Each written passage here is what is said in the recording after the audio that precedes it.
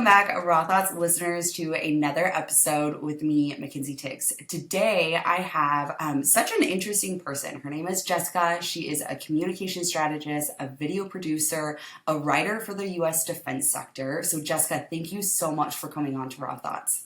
Thank you for having me. I'm excited to talk to you. Yes, absolutely. So I want you to introduce people a little bit of what your background is. You have so many different things. I'm so interested in your background in going to Israel and what you did over there and your mental health and all of these things. So tell us a little bit just about you. Okay, the snapshot. Okay. So I was raised in Maryland, in a small town bordering DC. And I was born Jewish, but not religious. So like my close friends were Mormon growing up. So at age 10, my parents and my entire family as a result became Orthodox, which, to make it simple, just became like very religious, very involved in the Jewish world. And we moved like about 20 minutes away to a Jewish community. So from then on, I was in yeshiva, which is like a Jewish day school. And so naturally, that was like coming into contact with Israel in that way. I didn't know a lot about Israel growing up, when I wasn't connected to Judaism, right?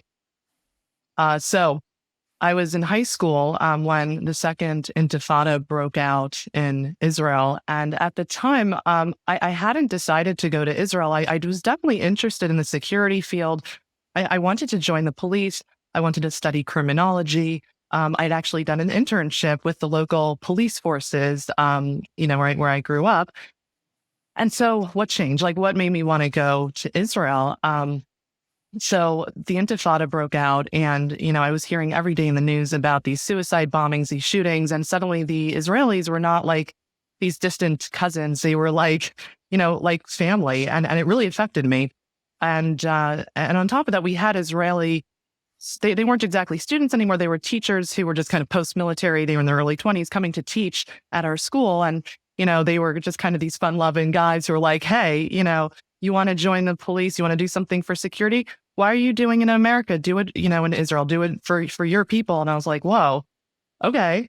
And, I give a lot of credit to my parents for saying, hey, you're becoming an adult now at the end of high school. And you got to choose your own path. And so that was it. I immigrated to Israel in 2003.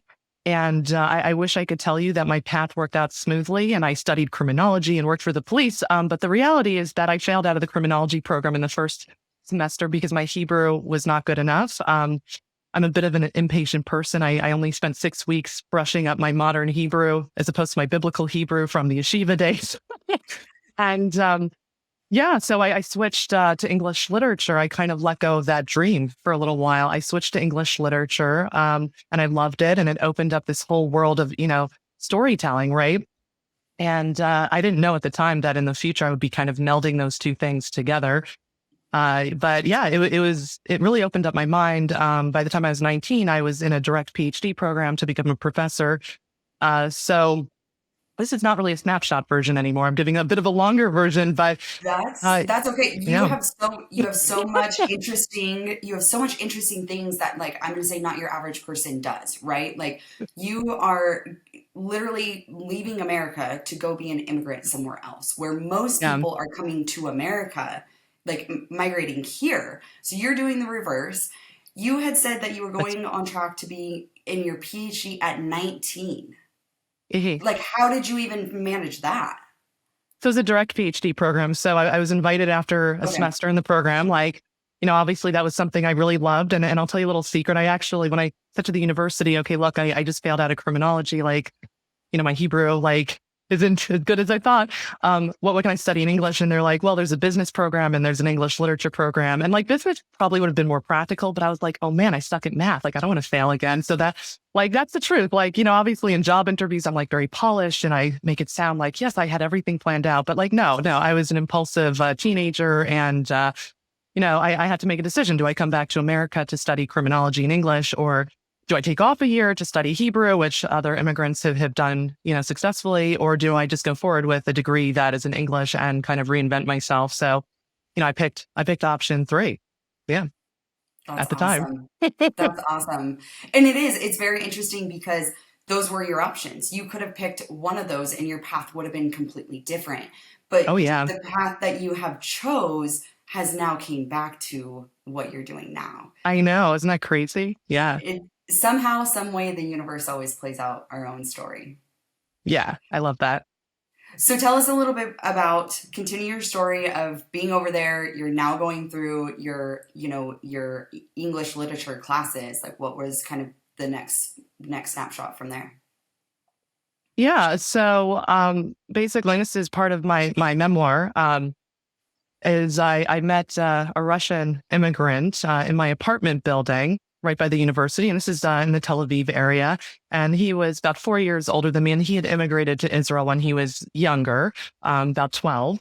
And so he was somebody who was obviously more established in Israel, but also he was in an elite commando unit in the Israeli military. And he kind of took me under his wing as an older brother because I was obviously a clueless immigrant. And I mean, I wasn't just an immigrant, by the way. I had no adult life experience. So I had to figure out how to be an adult on the other side of the planet in a culture that's really different from where I grew up, even though there is obviously this deep connection between Jews, globally. We grow up in different cultures. And yeah, not knowing the language very well in the beginning. So to have an older brother type was like amazing. It was really helpful. And as a result, I started hanging out more with his crowd. And that was the beginning of me becoming interested again in the security field, but obviously in a different capacity, not necessarily through law enforcement, but, national security issues. But that was a process. It didn't happen, right away. And I had a lot of struggles in between, as you know, with my mental health, things that took me by surprise. And, that was a whole other journey that wound up becoming interwoven with my journey in the security field as well.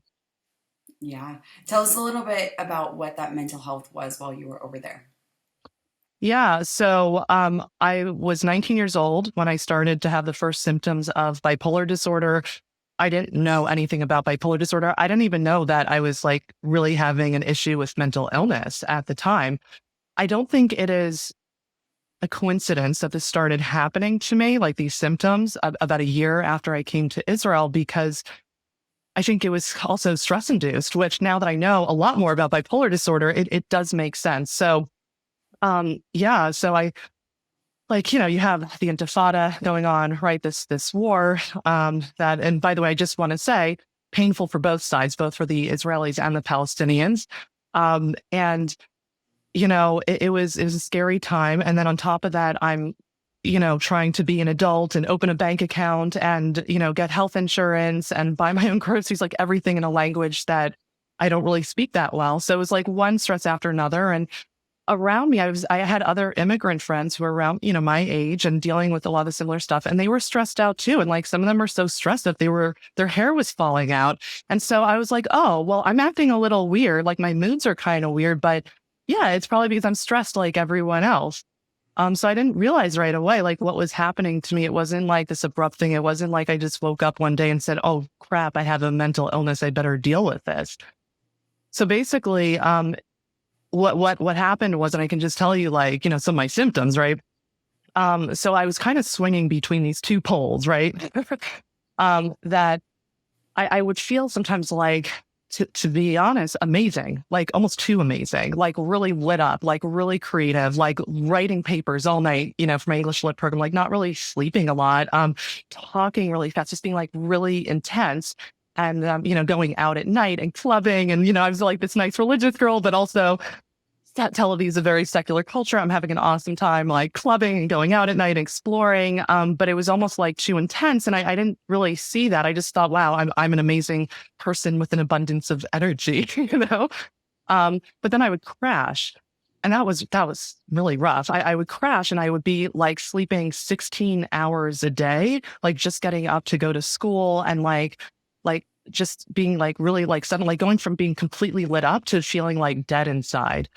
It was like suddenly hitting a wall, and it would go on for more than a week for sure. And like well, I started to feel like, oh, maybe something is like off, but I was like, yeah, maybe I'm just tired. I'm burned out. I was like partying and stuff, and now I'm just tired. I have to catch up, even if the depression lasted weeks and like I'm barely eating. And, I was alone. Like if my family was nearby and saw this, they would say, something is wrong. We are taking you to a psychiatrist. But I was very careful what I told my parents because I didn't want to scare them. I didn't want them to tell me to come back. I wanted to be this independent teenager. So, yeah, so it just continued to get worse to the point where people were noticing. And there was a particular incident where it was not just clear to others, but it was clear to me that something was wrong based on the reaction of others. I was I was with some friends, a mix of Israeli and European friends at a bowling alley one night in Petach Tikva, which is a city like right next to Tel Aviv. And I was just like, I was manic and I was really intense. And like people were starting to be like, hey, like, slow down. We can't understand you when you're talking. And you're being kind of weird. You're kind of intense. And like, it really freaked me out. I just was like, whoa, like, why are you guys being jerks to me? Like, why are you saying that? Like, what are you talking? And I got really paranoid. It like freaked me out. I suddenly felt like my friends were against me. And I like they had to like talk me down. Like I ran screaming out of that bowling alley. I was really freaked out. I ran into the stairwell. I was like shaking. I was like really panicked. Like what's going on? And I didn't know if it was like my brain or my friends turning on me. It's painful for me to talk about this, but I think it's important for people to hear this because in case you recognize, some of those symptoms. Yeah. So basically, I will never forget this. Some of these friends lived in the same apartment building as me. And the next day, or maybe it was the next day, maybe it was sometime that week, I bumped into one of these friends in the lobby of the apartment building and she just looked at me. Nobody called me to say, hey, are you okay? Do you need to be taken to a hospital? And I'm not mad about that. Like, we're all teenagers. Like, I probably would have had the same reaction. Like, what the hell's wrong with this person? You don't know. That's another reason why it's important for society to know more about what certain mental health issues look like, right? No blame there. But this friend of mine, like, she didn't want to talk to me. She just gave me a look like that.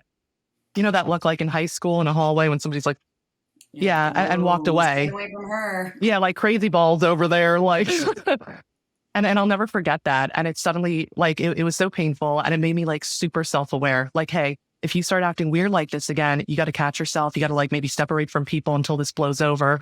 But that was also a turning point where I was like, I should probably see a psychotherapist, or I don't remember if it was a psychiatrist or psychotherapist, to be honest. But it was at that point that I said, I think I need to see somebody. So I'll take a breath there. I can continue with that story or let you ask another question. Yeah, no, keep going. I mean, I love that you're sharing these experiences because one, it's your experience, but two, through your experience, you're showing people that it's not a clear cut, like, oh, you have bipolar, or oh, these things are happening. And you gave a great example of, everybody else was also stressed. Like, I couldn't imagine going over to a whole nother country and learning how to be an adult. And so you are thinking through these things. And I love that you're sharing what your thoughts were because it's helping people that are listening understand, one, it's not clear as day, and two, what your experience was, so that if they maybe are, feeling like their friends are turning on them, they take a second and say, hey, actually, I need to check in with myself. And I give you credit for being that young person that stopped yourself and says, hey, if this happens again, these actions that are making my friends feel like this is because of me. I need to now stop myself. So I give you so much kudos for that. So keep explaining your story because I think this is an amazing story for you to share. And then I know later we're going to get into how successful and how amazing you are. While, and it doesn't come easy. It doesn't come easy of understanding that you have a problem, or that you have a mental illness. So keep going with your story. Yeah. So like I said, it made me develop like this extreme self-awareness because I felt so embarrassed. I was so like ashamed by what happened in the social situation. And I can tell you that later on in my life, having that self-awareness and be able to catch myself and hide from others helped me in the security field. And I know that is a controversial issue. I totally acknowledge that. But that's another story, right? But yeah, so at this point, I said, okay, I think something is definitely different about me. This is not a normal stress reaction. I have to go talk to somebody. And oh my God, girl, the bureaucracy in Israel. I love the country so much, but the bureaucracy is like something from the Soviet era. So it was very hard for me to make the appointment to figure out the health insurance. And my Hebrew was getting better, but it was pretty rough. And like I went through a lot of trouble to finally see it was either, like I said, a psychotherapist, I think maybe a psychiatrist. But anyhow, I saw this Israeli psychiatrist and she listened to me and she said, you have cyclothymia. So cyclothymia, for anyone who doesn't know, it's almost like a very mild version of bipolar disorder. And instead of having like a manic episode or a depressive episode that lasts for weeks, it's something you rapid cycle throughout the day. And it can definitely be a huge disturbance in your life to go from feeling amazing to depressed, from amazing to depressed, like throughout the day. But it's definitely not as disruptive as bipolar disorder. It still requires medication, and it is a potential precursor for bipolar disorder, meaning that if you do not treat it, it can expand, right, or advance into full-blown bipolar disorder, right? So basically, the psychiatrist says, well, this is what you have. And I said, well, what do I do? And she said, well, nothing. There's nothing you can do about it, which is BS. Even her attitude towards me was kind of apathetic, distracted. Like she almost didn't want to deal with it, which is very strange, but I don't know this person. I don't know what's going on in her life at the time, but like she just said, this is what you have and good luck to you. And I was just like, so I went home and, look, I think it's very important to listen to your intuition. My intuition told me this is not a good doctor. You should go to somebody else. But the other part of me was like, yeah, she told me I don't need meds. I'm cool, man. And like the mundane truth is like, I was like a student. I was like, having a good time in Tel Aviv and, going out with guys and like, I just didn't want to deal with it. I just want to deal with it. And I was just kind of told off the hook, like you're off the hook by the psychiatrist, even though deep down inside, I'm like, that's not okay. And you know what? And this is also something important that I have to share, a mistake that I made. I didn't even Google cyclothymia. I didn't look it up. If I had looked it up, if I'd understood what it really was and what it could lead to, I would have gone out there like a crusader and found another psychiatrist. So that is so important to have, not to like be Dr. Google and like Google diagnose you, but once you know that you have a diagnosis, don't just depend on your doctor. Absolutely find a doctor that you trust and your gut will tell you if this is a good doctor or not. But you need to educate yourself about your mental health issue. And that is just so important. So I didn't do that. I went on with my life. And as you can imagine, things got worse to the point where for me to be diagnosed with bipolar disorder meant me winding up in the hospital. And that sucked. Nobody wants to wind up in the hospital with that, like, because you've lost it, right? And it actually happened on my 20th birthday. So happy birthday to me. So that really sucked. But I finally had a diagnosis and I started reading about it and learning a little bit more. And I didn't delve as much as I could have into the research, but I said, okay, well, at least now I know. And I started taking medication for it and like not telling anyone.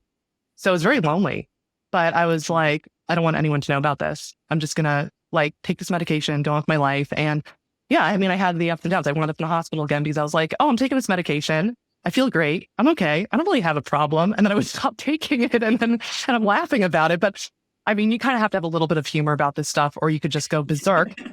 And by the way, a lot of people with bipolar disorder have done this. As a side note, when I saw this TV show, Homeland, a few years later, the actress Claire Danes, who plays Carrie Matheson, a CIA agent who was hiding bipolar disorder from the security committee, it blew my mind because she did things that I had done. I was like, whoa, this is really weird, but there's like a TV character based on me, Yeah, so people do that. They go off their medication and they have relapses and they wind up in the hospital and then they take their medication again. It's kind of like, I'm sure aggravating for doctors, but yeah, I had to deal with that for a few years while also doing a PhD and, socially doing well and still, having a lot of friends and having good times in Israel. And I want to put in there that many people taking many medications do that. Being a paramedic and going out, like people stopped taking their heart medications. People stopped taking their antidepressants. Oh, no. Yeah. I mean, it's a reoccurrent thing because, right, most people in their brain say, I don't want to be on medications. I don't want to be dependent on this thing. And so what they'll do is Right. they'll be taking the medication, and then exactly what the medication is supposed to be doing is getting them in a healthy state, and then they stop it. And then a week Yeah. goes by, and then now their problems reoccur again. And this, like I said, even happens with heart medications, seizure medications. I mean, Yeah. it is unbelievable the amount. And really, it's the same statement that you said. I feel good, and so I stopped taking it. That's And so it's like, interesting. I didn't know and that. Huh. it's so frequent that people, like one of the first questions, people are having a seizure. I'm like, have you been taking your medication? And they're like, no, I felt good, and so I stopped taking it. And it's like, you're Wow. feeling good. You're feeling good because you're taking your medication. And Yeah. now these symptoms are now coming back because you're not taking it. Like this is why we take it. And so I just wanted to throw that in there that, even in that aspect, you are not alone, because so many people have that same mindset. So, yeah, it's very frequent. That's crazy. Yeah, I didn't know that. That's like, as a first responder, that must be pretty frustrating for you.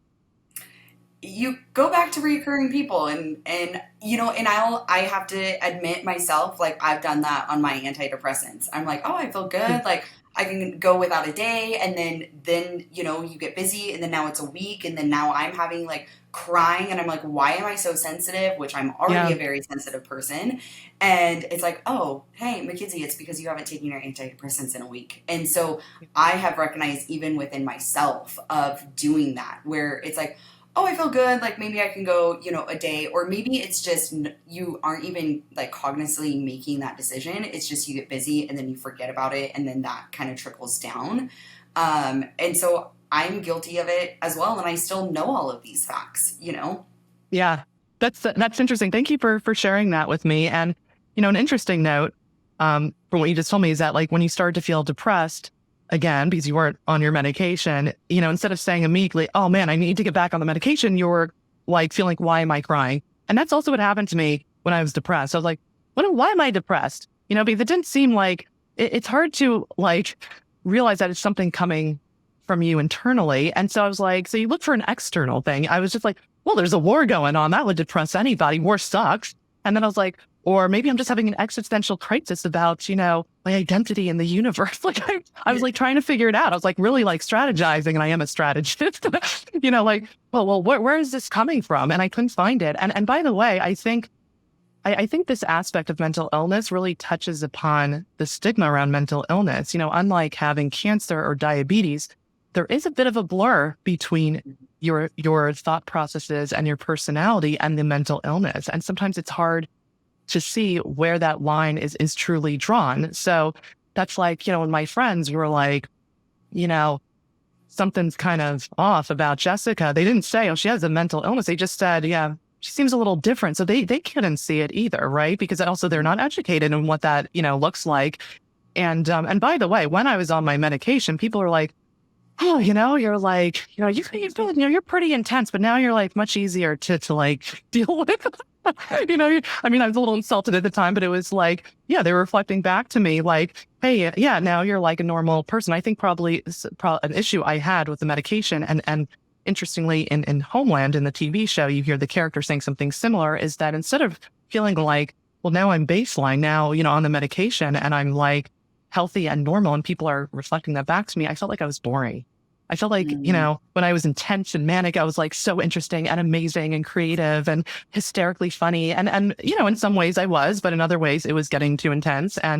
But coming down from that level of intensity to a normal baseline felt like me being boring. And that was hard for me to handle too. I didn't want to be boring. right, right. Well, and like you said, you're young, you're wanting to go experience all these new things and this new culture. And, Hmm. you don't want to be the boring person in all of that either. Yeah.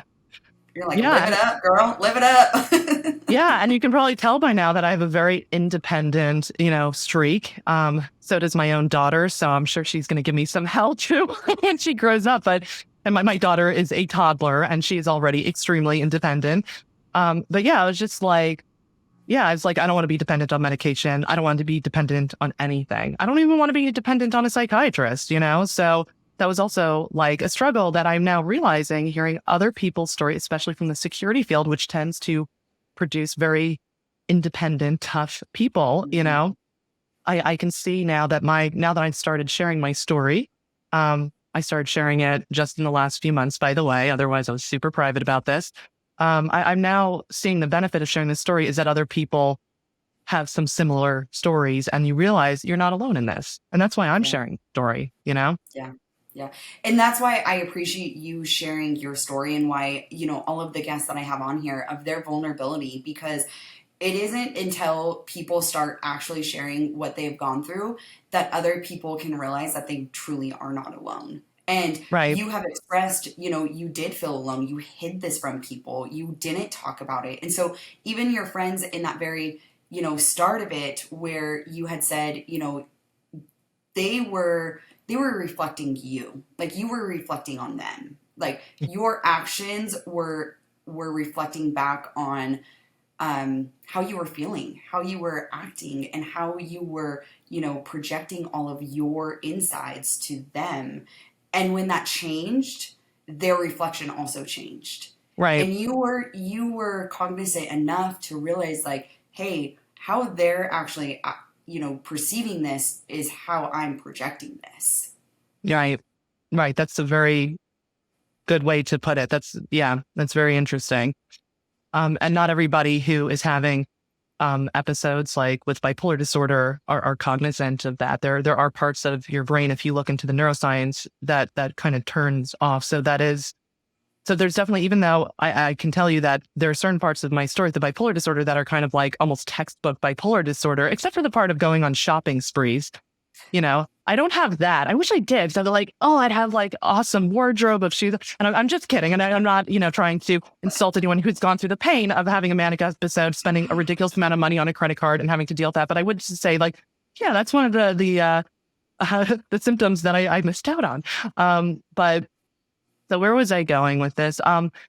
So in some ways, my story with this mental illness is almost like textbook stuff. And in other ways, it is very different. Why is it different? Because for the last 10 years, I have not been on a medication and I have not had a single episode with bipolar disorder. And that's also something I want to talk about. So, Yeah. How did yeah, you do that? I mean, you were and before that, like, I want to ask, like, you had said that you were in the hospital last on your 20th birthday, and then, yeah, you're still going through school and hmm, managing your symptoms, managing and still being successful at the same time.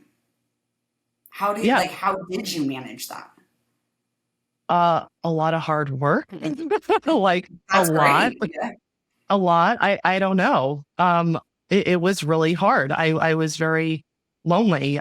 It was stressful. And, I mean, yes, on the surface, like, hey, she's a great student. She's, really social and she's a success story as far as immigrants go.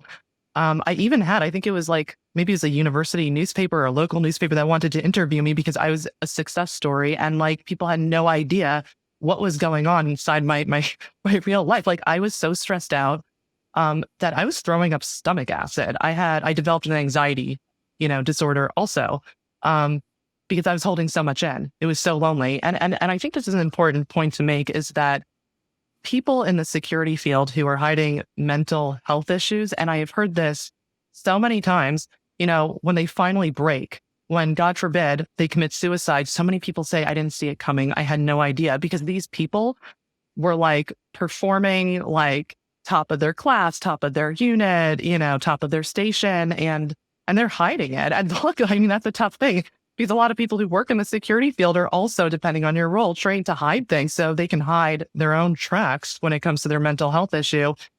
It doesn't mean that something isn't deeply wrong. And I've interviewed, for example, a lieutenant colonel, both from the American military and the Israeli military, and their stories were somewhat similar, that they were struggling with PTSD, they were almost suicidal, and almost nobody knew, you Hmm. know?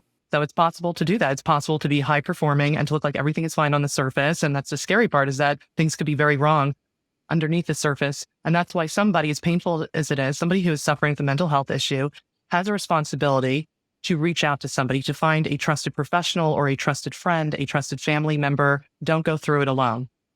Right, right. And I Yeah. love what you said earlier too, is that okay, you did go through, the psychiatrist, but it was also your duty for yourself to continue to research that and to continue to Yes. look into it and understand what it is that you're actually dealing with. Like the answers aren't always going to come from the people that you're trying to seek the answers from. You also have to do that work to trying to find it and learn, okay, when I get to this point, these are the actions that I need to do. Or, hey, this is a point where I can recognize that this is happening. Those are Mhm. all your self duties. And it's powerful. It's also self-empowerment because when you find out you have a mental health issue, it can ruin your self-esteem. It really hurt my self-esteem. It made me feel inferior. And even more so if you are working in the security field, which demands, higher levels of fitness and intelligence and everything else. So yeah. Sorry, remind me the question again. I'm still, You're I've good. only had a half a cup of coffee. You're totally fine. I want you to share kind of, okay, you went through Mhm, school, now you are transitioning. How did you get into the security mhm. field? You're kind of hiding, right? You're hiding that you have bipolar, and yet you still get into the security. How did Oh my that happen? gosh.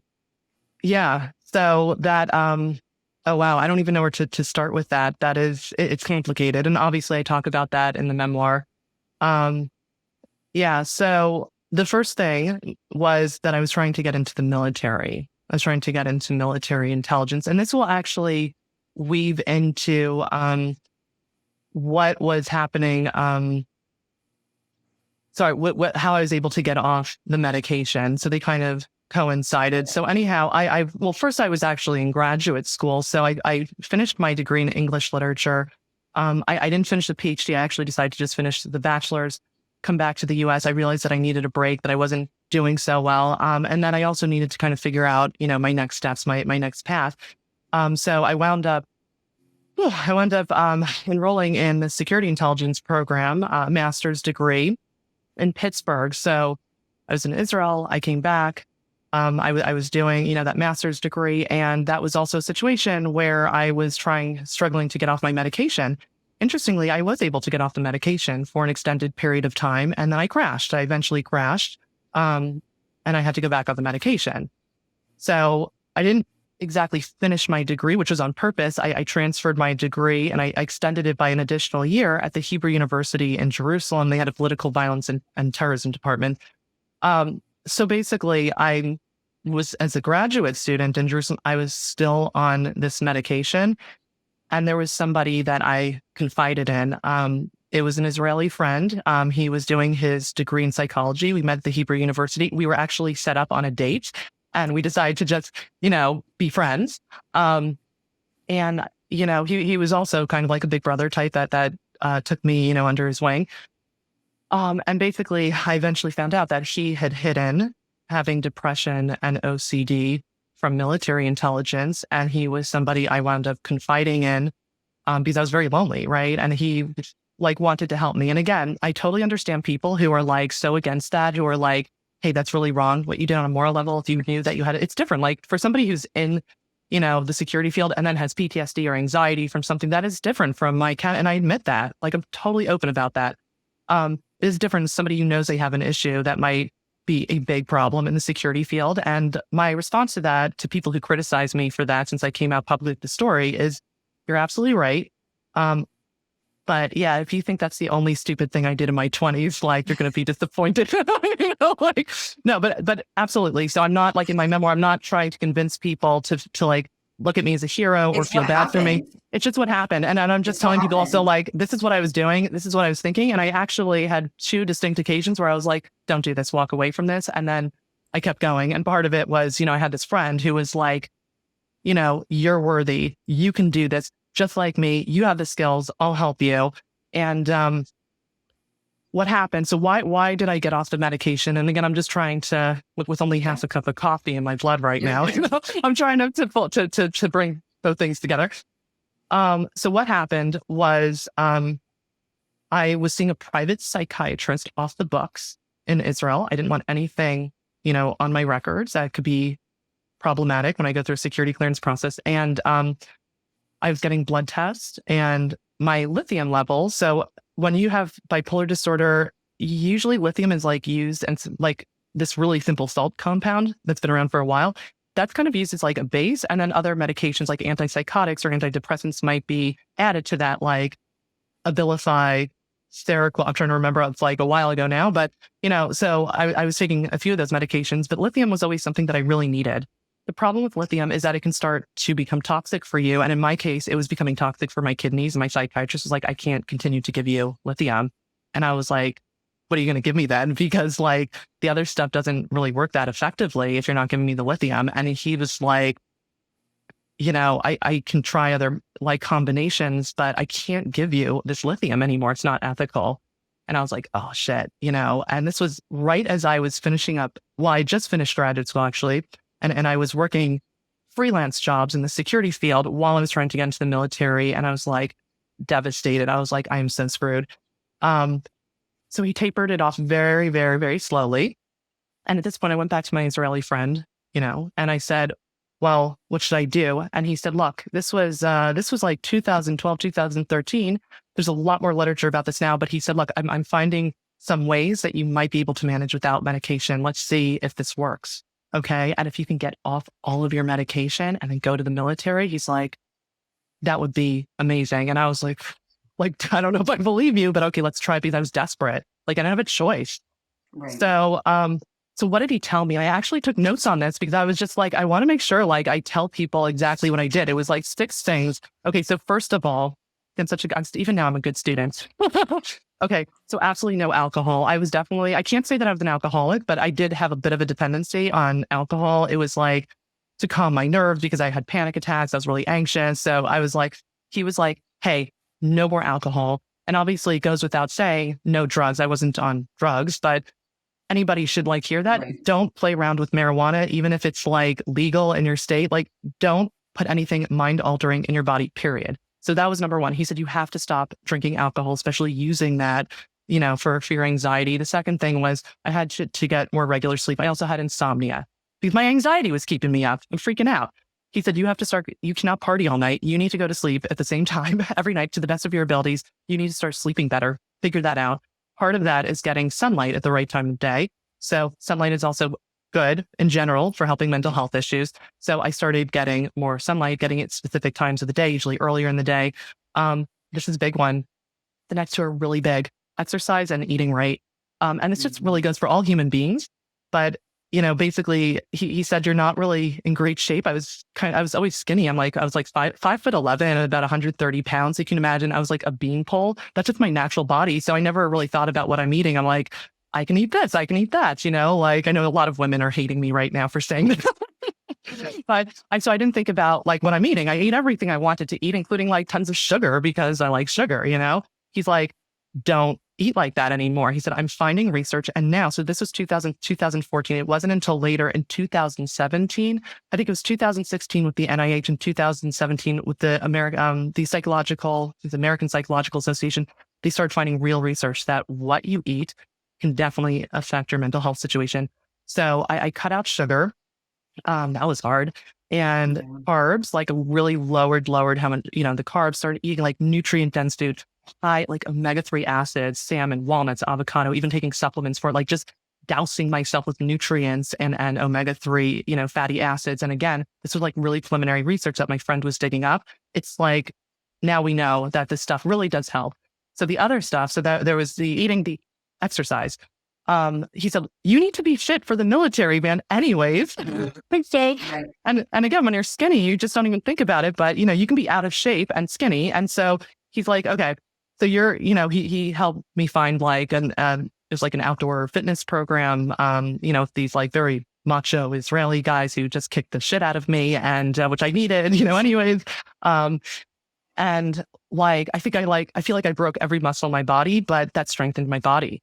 So that was huge. The exercise thing. And to this day, if I'm like slacking on exercise, I start to feel it, it has a negative effect on me.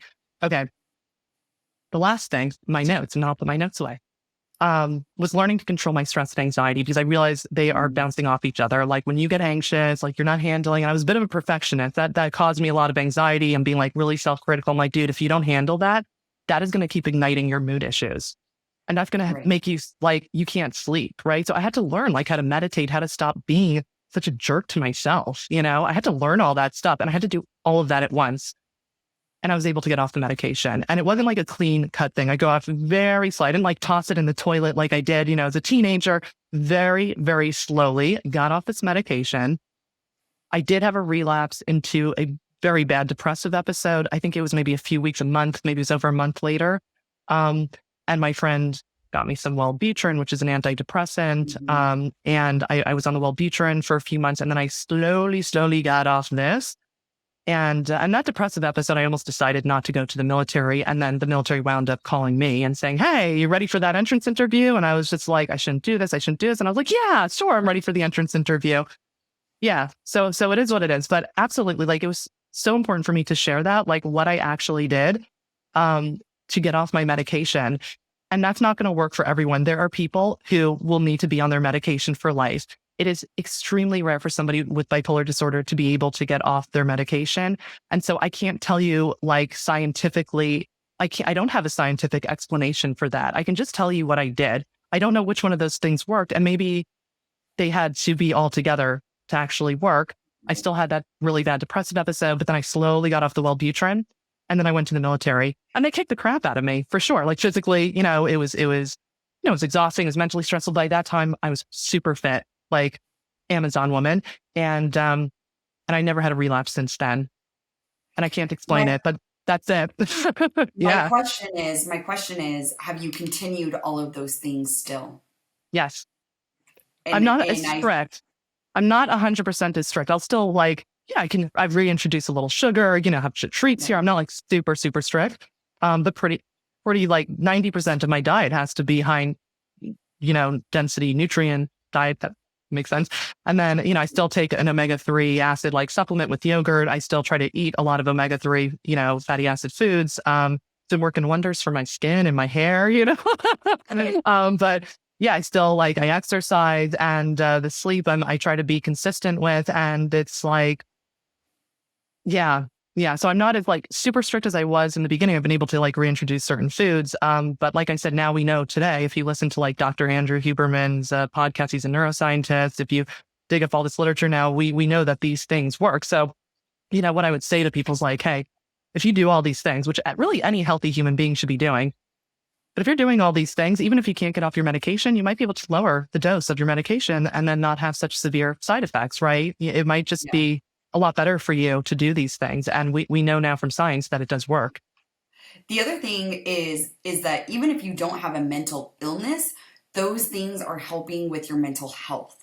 All of Yes. those things that you have just said is that even if you are not diagnosed with any mental illness, it still is our duty for ourselves to take care of our mental health, the way that we think, Yeah. the way that we feel, the way that we act. All of those things with the 6 steps that you just said, the eating, the sleeping, the exercise, all of those impact how we feel. All of those things Yeah. impact how we act on a daily basis. So to the people that are listening and say, well, I don't have bipolar, I don't have, depression, Yeah. it doesn't mean that you still can't do those 6 very simple tasks to keep yourself in a healthy mindset, in a healthy, set of thinking. And that right there is mental health. Whether you have a mental illness or not, that Yeah. is your mental health. Yeah. We throw around this term self-care and like, look at the security field. It's 80% male. And, so it's like, men can understand, for example, self-care, like, yeah, I got to work out at the gym. But like self-care has many other aspects of it. And I know it's a term that's just kind of like, it's a pop term almost that like people sometimes roll their eyes around. But the thing is, like, when you have a mental health issue, you have a certain vulnerability in your system. You can't deny that. So you got to do everything you can to strengthen yourself. I would also argue somebody who works in, and of course, there are all different jobs in the security field, but the people who work in the very intense jobs in the security field, particularly like police officers who might not be getting great sleep because they might be on call. And you absolutely would know this as a first Mhm. responder because you have probably had unusual sleep situations. You've had to be on call, right? Like, you know that, like, even more so, they have to be doing everything they can to take Mhm. care of their physical and mental health. And, Yeah. and I'm, interviewing police officers now on my blog. And I've heard, we live in a big country. We live in separate states, separate counties. So, each police department's doing something different, but there's definitely a mental health revolution taking place. There's more awareness about it. And I've heard, for example, of several police departments who like have mandatory yoga. I do yoga too, by the way, because again, my natural propensity is to be anxious, to be very critical of myself. I have to like do that. I have to like wind down at least once, twice a week, deep meditative state, self-kindness. Police Regulate officers, yourself. I absolutely agree with mandatory yoga for police officers as an Yeah. example. Yeah. It is. And within I think the security field, the military has a lot of overlay with first responders.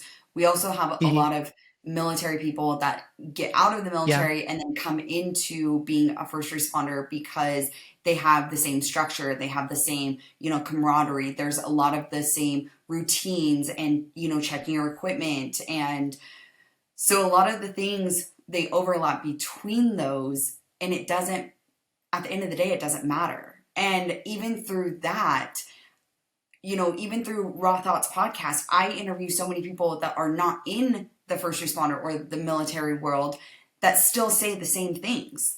Like at the end of the day, we're all human. We may Yeah. have a job or a career that we are more stressed from and we are more heightened from, but that doesn't change our underlying that we are all human, that we all go through this, that we all experience these things throughout time. It's that first responders and military and you, the security, were exposed to these experiences more often than the Right. regular public. We are exposed more often to these traumatic experiences, events, even if they're not traumatic, they're stressful. You had said it, your intelligence has to be high. You're on demand Mhm. 24/7. Like you can't shut your brain off. But you have to learn how to do that. You have to learn how to be able to regulate yourself, be able to Yeah. get you in a meditative state.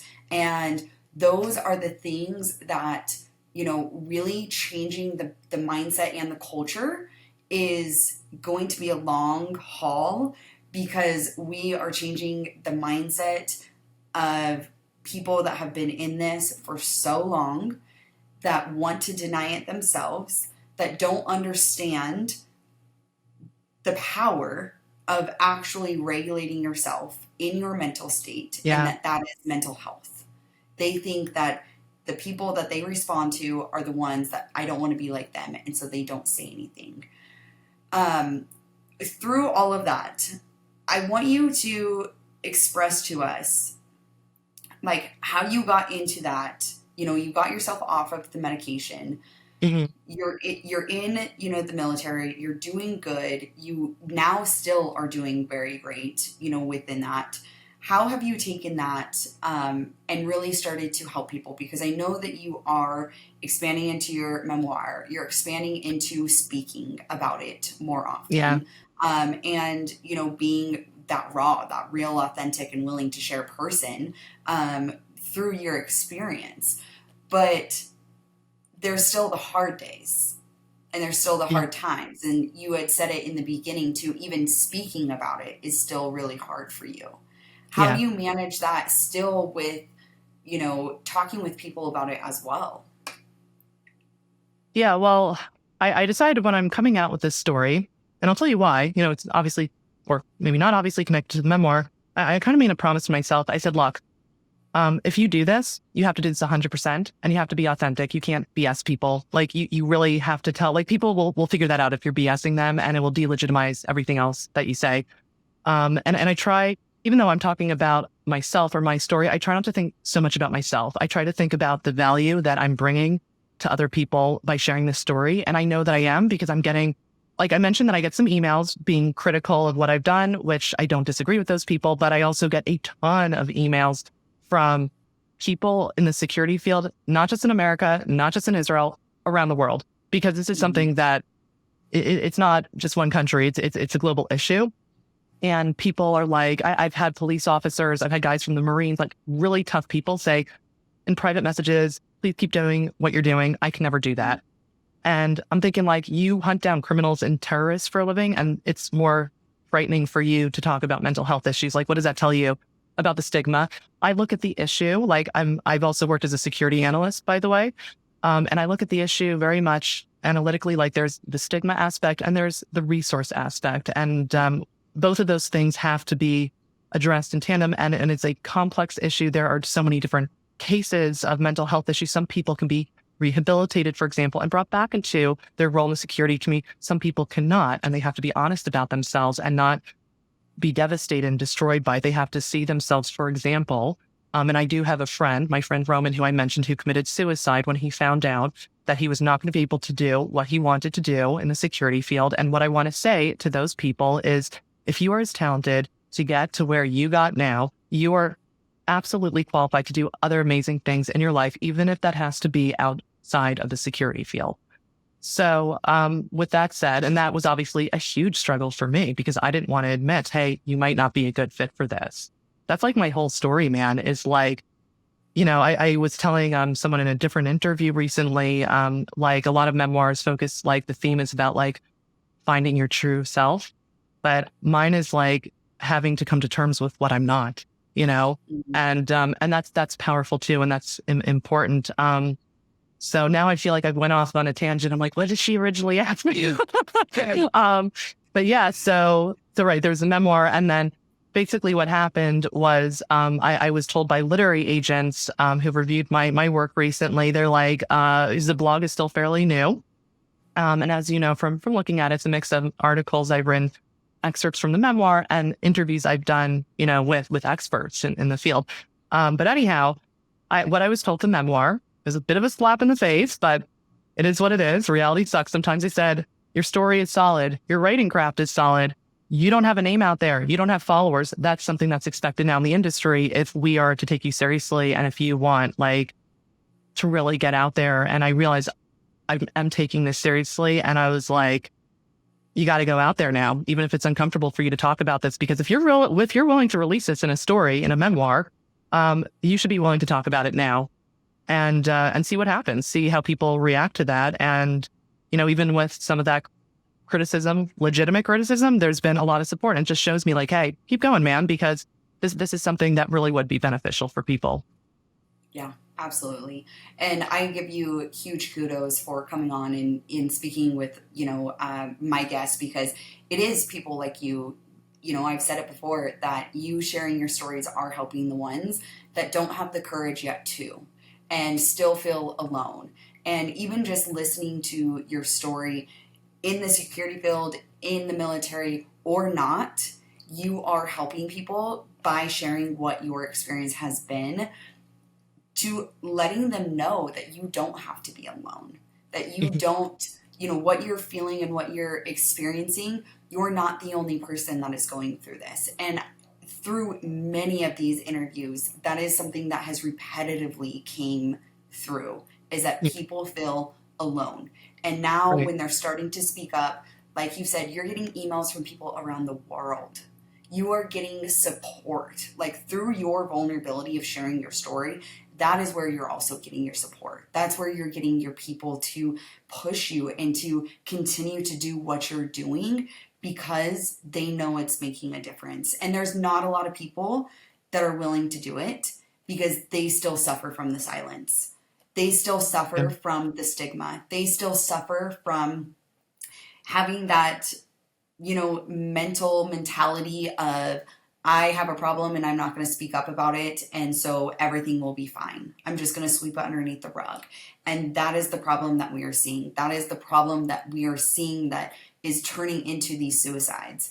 And with the suicide numbers increasing daily, a suicide is made globally every 40 seconds. That's so sad. And that tells you right there, it doesn't matter your race, your ethnicity, your religion, your country. None of those things matter. Doesn't even matter if it's your job, right? I know we talk a lot about the things of, I've said it, first responders, military, security, but at the end of the day, we are all human and these things affect us. And that is why I'm so grateful for you to come on and talk about your experience, because you've gone to a different country. You have lived a different culture than most of the people. And I don't even think I told the listeners, like, you're in Washington, D.C. Like, you Yeah. are, The area, in yeah. the area, Yeah. like you are experiencing um, a different culture than where other people are. But people are listening also from around the world. And they're not judging of saying, oh, well, it's because she lived here and this is what her background is. No, they're listening to your story because they can relate. They can take what you've gone through and maybe listen to it and said, hey, I resonate with this part of it. Hey, I need to be more aware of my feelings when my friends say you're kind of acting a little crazy, and being aware enough and not judgmental to yourself and say, hey, like, what's actually going on? Why am I acting like this? What is happening that I can fix? Because you are the one in control. And you've shown that. You've shown that through taking control over those six steps of taking control of your own life. And it's very empowering. I think what I start to space out as I was like trying to say before my caffeine tripped out my veins was that it's very empowering to fight for yourself when you realize you have a mental health issue, instead of it like ruining your self-esteem and you're like, wow, now I have to be dependent on medication and doctors and other people. You have to know you can still be dependent on yourself. You can still fight for yourself, and let that make you feel powerful dealing, with this mental health journey. Yeah. Where are you now with your work, Mm-hmm. with your life and what you're doing? I know you have, you're interviewing people, you have a blog up, you have a Mm-hmm. memoir. Um, how is this all working together for you? Yeah, sure. So, well, first of all, I left Israel because I wound up marrying an American, and all of our family is in America. So we came back to the U.S. a few years ago, and I think I mentioned I grew up, in Maryland, where I still am, and I still say that I'm a Washingtonian because I've lived in Israel, I lived in Eastern Europe. That's again a whole other story, and and people are like, I haven't heard of Maryland. And I'm like, okay, I'm from Washington, D.C. I won't say that automatically. But anyhow, I'm in D.C., right? It's awesome place, like international city. And yeah, and so I did leave the security field for a bit. I did burn out, especially after working in Eastern Europe. And I wound up going into high tech. The high tech industry in Israel pays very well. I had my writing skills. I always had my writing skills. I was always doing that on the side to make money. I didn't know how important my writing skills would become for me later on. But anyhow, I got a job. I was working as a marketing writer. I became a video producer as well in that same company. Met my American husband. We came back, and I thought that's over for me. And it was always a hole in my heart, like meaning I thought the security world was over for me. And it turns out that it is continuing for me, just in a different way. Because now I work in the defense sector, and I've done some writing in the defense sector as well, in particular interviewing leadership, creating thought leadership. Was it leadership thought leadership pieces? Yeah, doing that as well. But mainly as a communication strategist and a video producer. And so kind of using this strategic and creative side of myself that is great. And so I'm still contributing to the security field. It is in a different country and it is in a very different role. And, maybe sometimes I do have a little, I'll be honest, got a little jealousy of the people who are out there in the field. But I also recognize like, hey, you're also in a different phase of life. You have young children. You have to take care of your physical and mental health. So this is like, I hope that serves as like a good, like a role model thing for people who are terrified to leave their role. But you need to see that they're, absolutely what you said before, the loneliness thing is really problematic, but also feeling the desperation of you can't see a path forward. That is also very dangerous, right? So I hope people can see like, hey, I've had to evolve, but now I'm in this place where I get to use the creative side, the storytelling side. And with the memoir, like, um, yeah, so I started the blog, I admit, for selfish reasons to promote the memoir, but then it became bigger than that. And now, even if the memoir is like out the door, published and all that, I would still continue with the blog. I see the service that it provides. And I learn so much from every person I interview. I feel like I just read an entire book. I learned so much from people. It's awesome. Um, And look, when I came out, right, about my whole mental health history, which I could have easily buried, and I could have easily, published my book under a pseudonym, which I realized would be a disservice. It would be sending the wrong message, by the way. I didn't know if I was going to lose my job. I'm telling you honestly. And, you're talking about all the reasons that somebody in the security field doesn't want to come out with a mental health issue. That's one of them. And that's a real practical issue. I didn't know how people were going to react to me at work. I didn't know if people were going to say, give me that look like the teenagers in the bowling alley, like, we're not working with her. It's been the opposite. I've had unbelievable support. I just have to say that to the credit of any of my colleagues who wind up listening to this. It's amazing to me, like people who actually want to help me, who follow the blog. So that's a huge blessing. I don't take that for granted. And I hope other people hear that, like, hey, if you are in the right role, in the right environment with the right colleagues, like, you can come out and not have everything burned down to the ground in front of you. So I hope that's a hopeful message for people. Yeah, absolutely. I could continue to talk to you Sure. and hear all of your stories, so much more. But while we wrap up, how can people find you and get in contact with you? Sure. So I am on LinkedIn. I go by Jessica L. Walton. And then my blog is jessicawaltonwriter.com. So I go by Jessica Lauren Walton as much as I can because Walton is my married name, but it's a very common American name. So a lot of Jessica Waltons out there. So yes, anybody who types in Jessica Lauren Walton, hopefully you'll find me, and I'm happy to be connected. Awesome.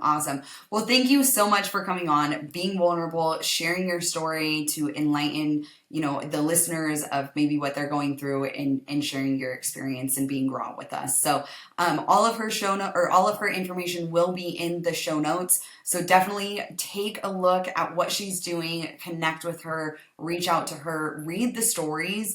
I can't interview everybody, so we've got another girl that can be able to do that as well. And I just appreciate what you're doing. I think it's so important to be collaborating with people like you and getting the message out more, because just like you've said, people are scared to share their stories because of, getting their jobs taken away. They feel lonely. I mean, there's so many different keys, factors that you have just enlightened with us today. So I appreciate you, Jessica, and we'll talk soon, okay? I'm more than happy to share my story. Thank you so much for inviting me. Yes, thank you, Jessica. Thank you again for listening to another episode of Raw Thoughts Podcast. I'd appreciate it if you could follow, like, subscribe, and share with anybody that you think would be interested in this. You can also head over to my website at rawthoughtspodcast.com and see any other guests that have been on the episodes. You could also go over to Instagram and follow at rawthoughts.podcast. I would really appreciate it, and always send me a message if you're interested in being a guest or any feedback.